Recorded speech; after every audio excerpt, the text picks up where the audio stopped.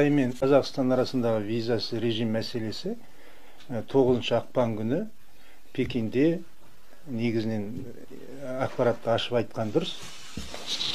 9 ақпанда Пекинде Қытай сыртқы істер министрлігі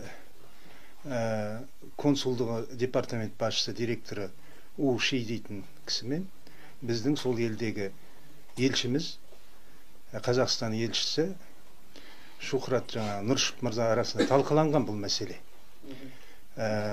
Сол жерде тең дәрежеде, паритеттік дейді ғой, тең дәрежеде визалық режим орнату мәселесі қаралып жатыр бұрыннан, соны тездету және соны серпінді түрде қолға алайық деген мәселе айтылды.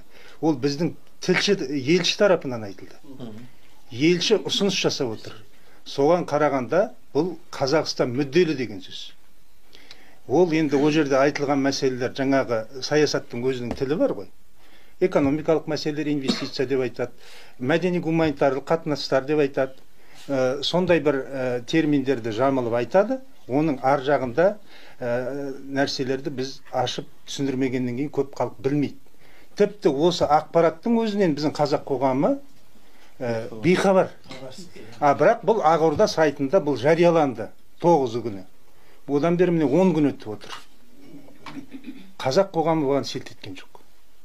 Ешбіреу ескерген жоқ. Ойбайлап сол күні Серікжан айқайлап шықты. Атажұрттың адамдары әлеуметтік желіде айтып жатты. Соған қарағанда қазақ қоғамы бұл ойлайды. Қытайға қатысты мәселелердің бәрі сол Серікжанның проблемасы. Қытайдан келген қазақтардың болмаса мына Атажұрт партиясының мәселесі сияқты көреді. Тіпті оған бас ауырмайды. Шыбын шаққан құрлы. Қазір Қытайдың әскері кіріп жатыр десе де, сол Серікжан тоқтату керек, болмаса Атажұрт айналысу керек деген сияқты сондай бір бейқамдық, саяси, кәдімгі көрбалалық деңгейге түсіп кеткен. Селт етпейтін. Селт етпейді, етіліп кетті. Сондай дәрежеге біздің қоғамды жеткізді мына Қытай мәселесіне қатысты. Ол енді біріншіден біздің өкіметтің жүргізген саясаты, екіншіден Қытай жұмсақ күштер деген айтылып жүрген мәселе ол тегін емес. Солардың әсері осыған дейін бізді осындай адамның, әлеуметтің осындай бір бейғам деңгейге дейін жеткізді. Бұл былай қарағанда өте қауіпті мәселе. Дабыл қағатын синдром өте. Себебі бұл бұрыннан да Қытаймен арада қарым-қатынас бар.